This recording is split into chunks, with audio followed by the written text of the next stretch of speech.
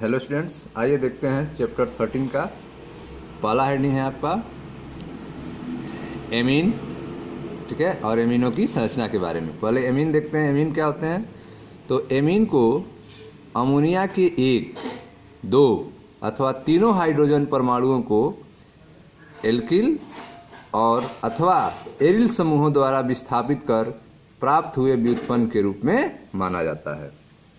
तो एमीन्स क्या होते हैं? एमीन्स जो होते हैं वे अमोनिया के एक हाइड्रोजन, ठीक है, अलग हो उसके जगह पे दो हाइड्रोजन अलग हो उसके जगह पे, या फिर तीनों हाइड्रोजन अलग हो जाए उसके जगह पे एल्किल समूह जुड़े, आर ग्रुप जुड़े, या फिर एरिल समूह जुड़े, ए आर ग्रुप जुड़े, ठीक है, तो उसके विस्थापित हुए व्युत्पन्न माना जाता है। जैसे यहाँ देखें NH3 का एक हाइड्रोजन कम हुआ, उसके जगह पे आपका एक आर ग्रुप जुड़ा है NH3 CH3, ठीक है, ये आर है आपका एल्किल है CH3, ये जुड़ गया तो CH3 NH2, ठीक है, या फिर NH3 का एक हाइड्रोजन अलग हुआ उसके जगह पे एक एरिल ग्रुप जुड़ गया C6H5, ठीक है, तो यह आपका प्राथमिक एमीन हुआ। ठीक है, एक हाइड्रोजन अलग हुआ है। उसी तरह से अगर दो हाइड्रोजन अलग हो जाए, दो हाइड्रोजन अलग हो जाए तो उनके जगह पे आर जुड़ जाए CH3 तो यह आपका एमीन प्राप्त हो जाएगा। ठीक है, ठीक उसी तरह से अगर तीनों हाइड्रोजन अलग हो जाएं, NH3 के तीनों हाइड्रोजन अलग हो जाएं और उनके जगह पे तीन आर आके जुड़ जाए, ठीक है, तीन आर ग्रुप आके जुड़ जाए, एल्किल जुड़ जाए CH3 तो आपको एमीन प्राप्त होगा। तो एमीन आप देख रहे हैं कि अमोनिया के एक हाइड्रोजन अलग होने से प्राप्त होगा, दो हाइड्रोजन अलग होने से प्राप्त होगा और तीन हाइड्रोजन अलग होने से प्राप्त होगा। और जब हाइड्रोजन अलग होंगे तो उसके जगह पे क्या आके जुड़ेगा? या तो एल्किल समूह जुड़ सकता है या फिर एरिल समूह जुड़ सकता है और आपको एमीन प्राप्त होगा। तो एमीन क्या होते हैं? एमीन जो है वे अमोनिया के एक, दो या तीनों हाइड्रोजन परमाणुओं के एल्किल अथवा एरिल समूहों द्वारा विस्थापित कर प्राप्त हुए व्युत्पन्न के रूप में जाने जाते हैं।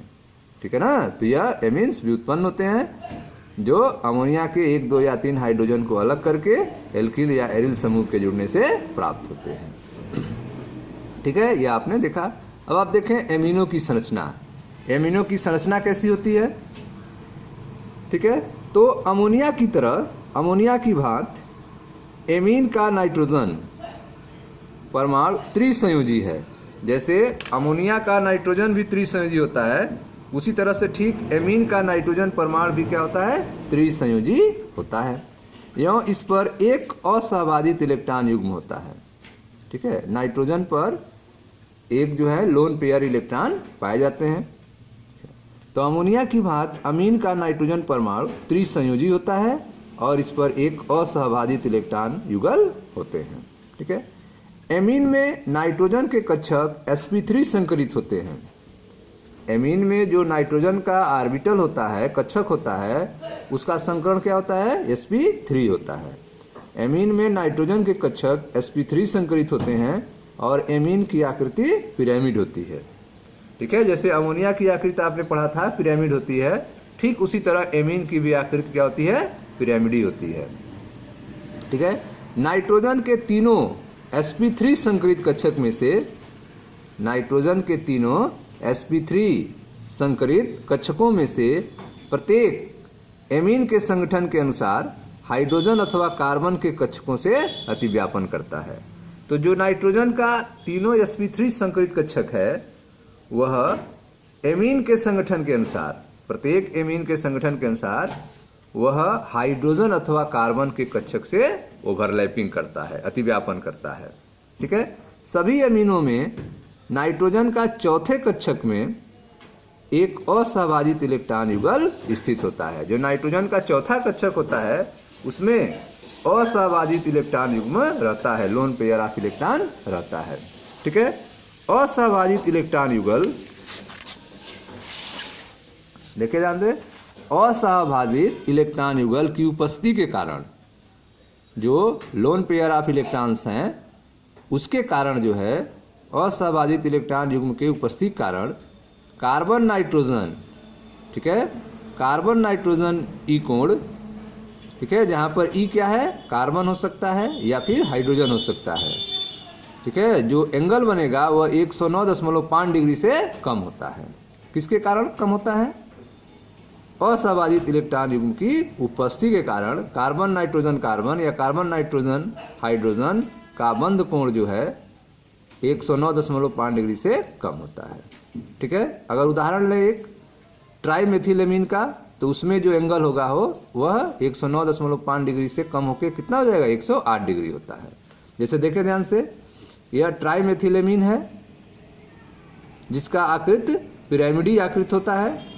ठीक है, जिसमें आप देख रहे हैं कि नाइट्रोजन CH3 CH3 CH3, ठीक है, तीन तरफ CH3 आप जुड़े हुए हैं, और यह नाइट्रोजन का असहभाजित इलेक्ट्रॉन युग्म है।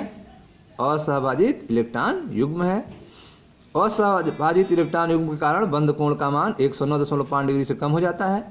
जो आप देख रहे हैं कि ट्राईमेथिलेमीन में यह बंध कोण कितना है, 108 डिग्री का है। ठीक है, तो आप देख रहे हैं कि जो नाइट्रोजन होते हैं उनका संकरण क्या होता है, sp3 संकरित होता है। ठीक है, और यह नाइट्रोजन के जो ऑर्बिटल्स होते हैं वे कार्बन या हाइड्रोजन के साथ आपस में ओवरलैप करके बंध बनाते हैं। और जो चौथा असहभाजित इलेक्ट्रॉन युग्म होता है वह के कारण, उसकी उपस्थिति के कारण जो बंध कोण का मान कम हो जाता है, जैसा कि आप ट्राईमेथिलेमीन में देख रहे हैं। ठीक है, इसका आकार जो होता है एमीन का वह कैसा होता है, पिरामिडी आकार का होता है।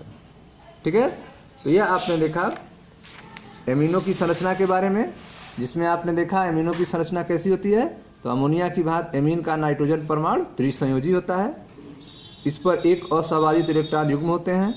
एमीन में नाइट्रोजन के कक्षक sp3 संकरित होते हैं। ठीक है, एमीन में नाइट्रोजन कक्षक क्या होते हैं, sp3 संकरित होते हैं। एमीन की आकृति पिरामिडी होती है। नाइट्रोजन के तीनों sp3 संकरित कक्षकों में से प्रत्येक एमीन के संगठन के अनुसार हाइड्रोजन और कार्बन कक्षक के साथ अतिव्यापन करता है। सभी अमीनों के नाइट्रोजन के चौथे कार्बन में एक असहभाजित इलेक्ट्रॉन युग्म होता है। यह असहभाजित इलेक्ट्रॉन जो युग्म है, ठीक है, उसके कारण असहभाजित इलेक्ट्रॉन युग्म की उपस्थिति के कारण कार्बन नाइट्रोजन ई कोण या कार्बन नाइट्रोजन कार्बन कोण या फिर कार्बन नाइट्रोजन हाइड्रोजन कोण 109.5 डिग्री से कम हो जाता है। ठीक है, जैसा कि यह उदाहरण आपको दिया गया ट्राईमेथिल एमीन, जिसका बंध कोण जो है 108 डिग्री होता है, जिसमें आप देख रहे हैं 3 मेथिल ग्रुप जो आपस में जुड़े हुए हैं नाइट्रोजन से sp3 संकरित अवस्था में, और यह असहभाजित इलेक्ट्रॉन युग्म है। ठीक है, और यहाँ बंध कोण आप देख रहे हैं 108 डिग्री का है। और ट्राईमेथिल एमीन की संरचना कैसी होती है, पिरामिडी आकृति की होती है। ठीक है, यह था आपके संरचना के बारे में। Thank you.